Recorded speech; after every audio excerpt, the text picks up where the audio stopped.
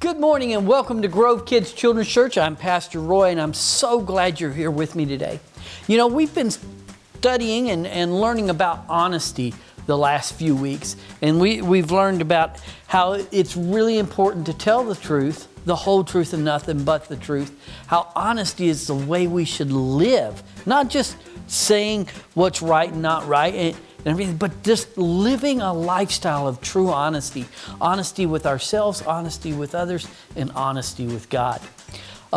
We've learned about great Bible characters. We learned about Achan, we learned about Jacob and Esau. And today I've got another great Bible person for us to talk about. We're going to talk about somebody in the Bible who was really good at making rash and bad decisions. And we're going to see what those decisions were, what they meant for him and the people around him, and also how God and Jesus dealt with him. So before we do that, we're going to do our memory verse. Our memory verse, if you'll remember, we've been studying it now for a couple weeks, is Ephesians 4:25. Ephesians 4:25 tells us we are part of the same body, to stop lying to each other and start telling the truth. Basically, God's telling us in that verse that we're all part of the same family. We're all brothers and sisters, and that we should treat each other with honesty, not to lie about each other or to each other, and tell each other the truth. It's a pretty simple truth that we learn in that memory verse. So sit tight. I'm going to go get my friend out of the suitcase. I've got a new friend that maybe you hadn't seen in a while. His name's Blue, and I'm going to get him out, and we're going to tell today's Bible story. Hang on. All right, are you ready to come out? I am ready to come out. I'm ready. What's my voice? I'm ready to come out. All right, come on. Hey, where are the boys and girls? Well, Blue, this is the children's church, and there's no kids here because they're at home. Why are they at home? Well, they're at home because we're in the middle of a self-isolation, and we're quarantining ourselves to keep everybody well. Why is everybody in the well? They're not in the well. Lassie, Timmy's in the well. Now stop it. Anyway, boys and girls, this is Blue, And I'm a dodo. Yes, you're a dodo. I'm a dodo. Uh-huh. And you're a dodo. I am not a dodo. You're a dodo. I'm a person. Blue, you're going to help me tell a story today. We're going to talk about Peter. Peter, pumpkin eater, had a life and good and keeper. Stop it. Not that Peter. We're going to talk about Peter in the Bible. You see, Peter was one of Jesus' disciples. And when we first meet Peter, he's out fishing. He was a fisherman. And Jesus came by and said, Peter, stop fishing and come follow me. Because your job stinks. It smells fishy. Come on. No. He had a good job. He was a fisherman, and fishermen were very important. Oh, really? Yes, really. And so why did he quit his job? Because following Jesus was important for Peter. It was the most important thing that Peter can do, and it's the most important thing we can do. But anyway, Jesus had asked him to come follow, so he stopped fishing. Quitter! All right, stop it. He quit fishing, but he began to fish with Jesus. What's Jesus fishing for? Well, he's fishing for people. He told Peter that he would become a fisher of men. A fisher of men? You got to have a big fishing pole and a lot of worms. All right, now stop it. Anyway, Peter stopped what he was doing, and he came following Jesus, and he had a great time with Jesus, but he had a small problem. What was that? Well, his problem was that he would make rash and poor decisions. Oh, like you. I don't always make rash and poor decisions. Oh, yes, you did. You made a bad decision last night. I did. Yeah, you ate that pizza too late, right before you went to bed. And man, it was stinky. Now stop it. He got nasty. He stunk up the bedroom. All right, stop it. Anyway, he would make bad decisions. And matter of fact, there was one time that Jesus was talking about when he would be arrested, and he was telling everybody that he had to die. And Jesus said, no, or Peter said, no, you can't die. No, he can't die. He can't die. All right, well, come on. Jesus said that he had to die. Why is he going to die? Why is he going to die? Well, he has to die because in order for us to be saved, to be forgiven of our sins, Jesus had to die. Oh, that's so sad. Well, it is sad, but it's happiness too, because not only did Jesus die, but he rose from the dead. Oh, that's good news. It is good news. So Peter, he was saying, no, Jesus, you can't do that. And Jesus looked at him and said, get thee behind me, Satan. Why'd he call him that? Was he possessed? No, he wasn't possessed. Now stop it. I thought you was possessed. You thought I was possessed? Yes, those smells coming from you after you ate that pizza were nasty. Come on, quit. Anyway, Peter said, no, you can't do that. And soon, some Roman soldiers came to arrest Jesus. And they came to arrest Jesus, and Peter didn't like that at all. And he pulled out his sword, and he whacked off a guy's ear. Was it Van Gogh? What do you mean, was it Van Gogh? Van Gogh only had one ear. All right, stop it. Jesus was quite upset. It says that Jesus called out Peter about it. He chastised Peter and picked up the ear, and he put it right back on the guy's head. Healed the guy instantly. Oh, that's good. That was good news to hear. Get it? He could hear. All right, quit it. Anyway, so in telling this story, Jesus told him that he would be arrested and that he would be taken and he would be killed. And Peter didn't like that idea. But the Romans came, they arrested Jesus, and the rest of the disciples began to run away. They were all chickens. Chickens. And they think I'm a bird brain. All right, just stop it. They all did run away except for two. The Bible tells us that Peter and John both followed Jesus. And they kind of hid in the background and watched what was going on. And while they were doing that, some of the Roman soldiers saw them. And they saw Peter and said, oh, you was one of his disciples. We know you. You were with him. You know what he said? What'd he say? He said, no, I wasn't. Oh, he lied. He did lie. You see, earlier in that night, Jesus had told him that he would deny Jesus 3 times before the rooster crowed that very next morning. Oh, you know why roosters crow lots of times? Why roosters crow lots of times? No, they only crow in the morning. But they do it a lot of time in the morning. Well, why do they do it multiple times in the morning? Because everybody hits the snooze button. Stop it. Anyway, Jesus had told him that he would deny him. And right now, Peter's doing exactly what Jesus said. Jesus said, you'll deny me 3 times today before the rooster crows. And he said, I don't know Jesus. And they said, yes, you do. Your accent sounds just like the rest of the people from Nazareth. Your accent betrays you. And he says, no, I tell you, I don't even know him. He's a liar. He knows him. Well, one more time they called him out and said, you are one of Jesus' followers. And the Bible tells us that not only he lied one more time, but he began to curse and call down curses upon the men and curse God. And he said, I don't know him. And at that point, the rooster, cock-a-doodle-doo! He crowed. Yes, the rooster crowed. The rooster went cock-a-doodle-doo. And hey, you know what?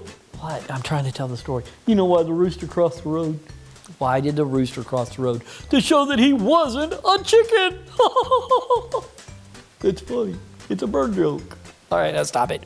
Well, the rooster crowed, and at that point, Peter realized what he had done. He had remembered that Jesus had just told him that he would deny him 3 times before the rooster crowed, and he just realized he had done that. Even though he had been warned, he still fell to the temptation because he didn't think and he thought rashly, and he made bad decisions, and he chose to lie. And you think I'm a bird brain? Well, Peter did that. And the Bible tells us that as soon as he realized what a bad decision that he made and that he had denied Jesus and lied about knowing Jesus 3 times, it says that he went off into the woods and he began to weep. Now he's a crybaby. All right, now stop it. He's crying because he realized what he had done and he's sorrowful deep down in his soul. And so that's the story of how Peter denied Jesus, how Peter, one of our favorite disciples made a bad decision and chose to lie. Even the disciples had problems with telling the truth sometimes. And so today we're talking about telling the truth, the whole truth and nothing but the truth. So Peter, did he tell the truth? No, he lied. He lied. Yes, he did lie. Well, I'm going to put you back in the suitcase because I want to talk to the boys and girls about the rest of the story. There's more of the story. There is more of the story. So I'm going to put you back because I want to read the rest of it out of the Bible to the boys and girls. Okay, see you later, guys. All right, get back in the suitcase. I'm in the suitcase. All right, get in there, and we'll see you later. All right. You know, Blue kind of said it right. Peter was a little bit of a bird brain when it came to making decisions properly. Sometimes we are too. Sometimes we don't think things through. And as soon as Peter realized that he had, even though he'd been pre-warned, that he had fallen to temptation. You know, lots of times we're like Peter. We become afraid of a circumstance or something that's happened, and we think that telling a lie might keep us safe, when the truth is the lie gets us into worse shape than telling the truth, and more danger. Here's what happened a little bit later. This is after Jesus dies, after he's risen from the dead. Listen to what happened. It says that Jesus later appeared to his disciples. By the way, I'm reading from John chapter 21 out of the CEV. Jesus later appeared to his disciples along the shore of Lake Tiberias. Simon Peter, Thomas the twin, Nathanael from Cana in Galilee, and the brothers James and John were together with two other disciples. Simon Peter said, "Let's go fishing." The others said, "We will go with you." They went out into their boat, but they didn't catch anything at all that night. Early the next morning, Jesus stood on the shore, but the disciples didn't recognize who he was. Jesus shouted, "Friends, have you caught anything?" "No," they answered. So he told them, "Let down your net on the right side of your boat, and you will catch some fish." They did, and the net was full of fish. It was so full of fish that they could not drag it into the boat. Jesus' favorite disciple told Peter, "It's the Lord." When Simon heard that it was the Lord, he put on the clothes that he had taken off while he was working, and then he jumped into the water. The boat was only 100 meters or so from the shore, so the other disciples stayed in the boat and dragged in the net full of fish. When the disciples got out of the boat, they saw some bread and a charcoal fire with fish on it. Jesus told his disciples, "Bring some of the fish you caught." Simon Peter got back into the boat, dragged the net ashore, and in it were 153 large fish. But still the net did not rip. Jesus said, "Come and eat." But none of the disciples dared to ask who he was. They knew he was the Lord. Jesus took the bread in his hands and gave some of it to his disciples. He did the same with the fish. This was the third time Jesus had appeared to his disciples after he was raised from death. When Jesus and his disciples had finished eating, he asked, "Simon, son of John, do you love me more than the others do?" Simon Peter answered, "Yes, Lord, you know I do." "Then feed my lambs," Jesus said. Jesus asked a second time, "Simon, son of John, do you love me?" And Peter said, "Yes, Lord, you know I love you." "Take care of my sheep," Jesus told him. Jesus asked a third time, "Simon, son of John, do you love me?" Peter was hurt because Jesus had asked him 3 times if he had loved him. So he told Jesus, "Lord, you know everything. You know I love you." Jesus replied, "Feed my sheep. I tell you for certain that when you were a young man, you dressed yourself and went wherever you wanted to go. But when you are old, you will hold out your hands and others will wrap your belt around you and lead you where you don't want to go." Jesus said this to tell Peter he would die to bring honor to God. Then Jesus said to Peter, "Follow me." It's kind of a strange ending to that story, isn't it? Jesus asked 3 times, do you love me? Do you love me?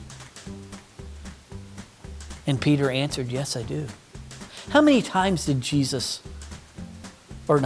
did Peter deny Jesus? Well, 3 times, right? Said he would deny him 3 times before the rooster crowed. He even called down curses and stuff. You see, Simon, the fisherman, left catching fish to go follow Jesus and said he would never deny Jesus. But what did he do? He denied Jesus. And after denying Jesus and after Jesus had died, he went back to catching fish. Do you remember another time that some people were catching fish and they didn't catch any? What did Jesus say? Cast your net on the other side, right? Kind of funny. This story tells us the same thing. The disciples cast their nets on the other side and they catch all the fish. You know what kind of fish they caught? They caught rainbow trout. Get it? Rainbow? And after Jesus had cooked them and blessed them, you know what they were? They were holy mackerels. After they got done with eating them all, man, they were full. No bones about it. Okay, stupid jokes, I know. But the truth is that while they were having breakfast there that morning on the shore, Jesus was restoring Peter back to good graces with God. He had forgiven Peter for the lies that he had done. Peter was sorrowful in his heart and he had cried out to God. And now Jesus is saying, you know what? Do you love me? If you love me, come follow me. And he restored Peter back to a rightful place with God. And it says that from that point on, Peter followed him without wavering one way or the other. Sometimes we mess up. Sometimes we make rash decisions like Peter. Sometimes we speak untruths without thinking them through. We need to live in truth with one another. We need to not lie to each other, and we need to tell the truth, the whole truth, and nothing but the truth. But when we do mess up, like Peter messed up, we can always know that God will restore us when we come to Him with a broken heart and we share our burdens, we share our problems, we share our mistakes, and we're honest with Him. Remember, not just honest with ourselves or honest with each other, but honest with Him. Peter was honest with Jesus, and Jesus restored him, and He wants to restore us too. Have a great week this week. Be honest with each other. We'll see you next week right here. Grove Kids Children's Church will be online again next week, and hopefully soon we'll be able to meet together back in this room. Check out the downloads, and we'll have a great time doing great things, learning all about God. See you next week.